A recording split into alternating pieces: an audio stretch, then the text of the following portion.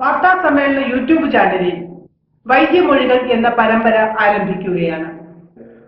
ആയുർവേദം, സിദ്ധ, കർഷക വൈദ്യം, നാട്ടുവൈദ്യം, അമ്മൂമ്മ വൈദ്യം എന്നിങ്ങനെ ഭാരതത്തിലെ ഓരോ പ്രദേശത്തിനും ആരോഗ്യ സംരക്ഷണത്തിനും രോഗമുക്തിക്കും നിരവധി പാരമ്പര്യ രീതികൾ ഉണ്ടായിരുന്നു. നമ്മുടെ തനത് രീതികളും അവയുടെ പ്രായോഗികതയും വിവരിക്കുകയാണ് ഈ പരമ്പരയുടെ ലക്ഷ്യം. ഇപ്പോൾ കർക്കിടകം വരികയാണ്.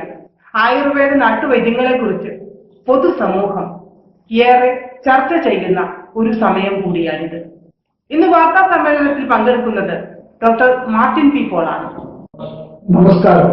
കർക്കിടകം എന്ന് പറയുന്നത് എല്ലാവർക്കും ഒരു ഭീതിയോ തിരക്കോ കൂട്ടുന്ന ഒരു മാസമായി മാറിയിരിക്കുകയാണ്. കാരണം കർക്കിടക ചികിത്സ യഥാർത്ഥത്തിൽ എന്താണ് ഈ കർക്കിടക ചികിത്സ? സത്യം പറയുകയാണെങ്കിൽ ഏതോ കഴിഞ്ഞ നൂറ്റാണ്ടുകളിലെന്നോ മനുഷ്യസ്നേഹമുള്ള ഏതോ കൗശലക്കാരൻ ഉണ്ടാക്കിയ ഒരു പ്രചരണത്തിന്റെ ഭാഗമാണ് ഈ കർക്കിടക മാസ ചികിത്സയായിട്ട് പിന്നീട് വന്നത്. എന്താണ്? നമുക്കറിയാം, കർക്കിടകം പഞ്ഞമാസം, ദാരിദ്ര്യം, പെരുമഴ, തൊഴിലെടുക്കാൻ വലിയ പണമില്ല, ഭക്ഷണമില്ല. ഇങ്ങനെ ഈ ദുരിതകാലത്തെ അതിജീവിക്കുന്നതിന് വേണ്ടിയിട്ട് ഉണ്ടാക്കപ്പെട്ട ഒരു സംവിധാനമാണ് ഈ കർക്കിടക കഞ്ഞി, അല്ലെങ്കിൽ കർക്കിടകത്തിന് ചേർന്ന ചില വിഭവങ്ങളുണ്ട്. അതിനൊരു പ്രത്യേകത എന്താണ്? അത് മഴക്കാലത്ത് നമ്മുടെ തൊടികളിൽ, നമ്മുടെ പറമ്പുകളിൽ ഉണ്ടാകുന്ന സസ്യങ്ങളും സസ്യഭാഗങ്ങളും മാത്രമാണ് ഈ കർക്കിടക കഞ്ഞിയിൽ യഥാർത്ഥത്തിൽ ആദ്യകാലത്ത് ഉപയോഗിച്ചിരുന്നത്. ഇതിനുള്ള പ്രത്യേകത എന്താണ്? ഇതെല്ലാം ഗുരുത്വമുള്ളതാണ്, അല്ലെങ്കിൽ ദഹിക്കാൻ കൂടുതൽ സമയമെടുക്കുന്നതാണ്. അപ്പോൾ അത് അന്ന് തന്നെ ശേഖരിക്കേണ്ടതുണ്ട്. കർക്കിടക മാസത്തിൽ അതിരാവിലെ തന്നെ ഒരു തൊഴിലല്ലെങ്കിൽ സ്വന്തം തൊഴിലോ അല്ലെങ്കിൽ മറ്റു പറമ്പുകളിലോ പോയി ഈ പറയുന്ന കർക്കിടക കഞ്ഞിയിൽ പറയുന്ന സസ്യഭാഗങ്ങൾ ശേഖരിക്കുന്നു. അത് തന്നെ മണിക്കൂറുകൾ നീണ്ടു നിൽക്കുന്ന ഒരു യജ്ഞമാണ്. അത് കഴിഞ്ഞ് അത് ചിലത് നീരെടുത്തും ചിലത് ഇടിച്ചും മറ്റുമായിട്ട് അവർ കഞ്ഞി വെക്കുന്നു. ഇങ്ങനെ ഉണ്ടാക്കപ്പെടുന്ന ആ കർക്കിടക കഞ്ഞി കഴിച്ചു കഴിഞ്ഞാൽ അതിനുള്ള ഒരു പ്രത്യേകത മുൻപ് ഞാൻ പറഞ്ഞതുപോലെ ദഹിക്കാൻ വളരെ ബുദ്ധിമുട്ടാണ്. ഏതാണ്ട് 24 മണിക്കൂർ എടുക്കും. അപ്പോൾ ഇന്ന് കഴിച്ചു കഞ്ഞി ദഹിക്കുന്നത് നാളെ ഇതേ സമയത്താണ്. അതായത് ചുരുക്കത്തിൽ ആ ഒറ്റ ദിവസത്തേക്കുള്ള വിശപ്പ് മാറാൻ ഇത് മതി. അപ്പൊ വിശപ്പ് മാറുന്നു, അധ്വാനിക്കാൻ അവസരം കിട്ടുന്ന അങ്ങനെ ആ കർക്കിടക മാസത്തെ ദുരിതകാലത്തെ തരണം ചെയ്യുന്നതിന് വേണ്ടിയിട്ട് ഉണ്ടാക്കപ്പെട്ട ഒരു സംവിധാനമാണ് കർക്കിടക കഞ്ഞി പോലെയുള്ള കർക്കിടക ചികിത്സകൾ. ഇന്ന് അതാണ് സ്ഥിതി. ഇന്ന് കേരളത്തില് പട്ടിണി വളരെ വിരളമാണ്. അപ്പൊ ശരാശരി മലയാളിയെ സംബന്ധിച്ചിടത്തോളം 3 നേരം, ചുരുങ്ങിയത് 2 നേരമെങ്കിലും ഭക്ഷണം ഈ കർക്കിടക മാസത്തിൽ പോലും ലഭിക്കുന്നുണ്ട്.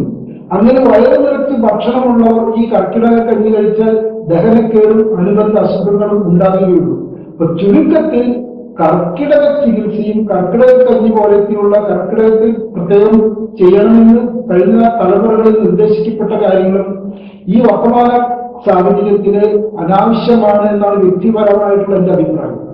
വസ്തുതകൾ ഇങ്ങനെയൊക്കെയാണെങ്കിലും തീർച്ചയായിട്ടും ഓരോ ഋതുക്കളിലും ഓരോ കാലാവസ്ഥയിലും കാലഘട്ടത്തിലും പിന്തുടരേണ്ട ജീവിത ശൈലികളുണ്ട്. ആദ്യകാലത്ത് ഇതൊക്കെ പറഞ്ഞു തരുവാൻ കുടുംബങ്ങളിൽ മുത്തശ്ശന്മാരും മുത്തശ്ശിമാരും ഉണ്ടായിരുന്നു. നമ്മുടെ നാട്ടുപുറങ്ങളിലെ ഗ്രാമവൈദ്യന്മാരുണ്ടായിരുന്നു. സാമൂഹ്യ ഘടനയിലെയും മറ്റു മാറ്റമുണ്ട്. ആ സംവിധാനങ്ങളില്ല. ഇന്ന് കൂട്ടുകുടുംബമില്ല, ഗ്രാമവൈദ്യന്മാരെന്നുള്ള സങ്കല്പമില്ല.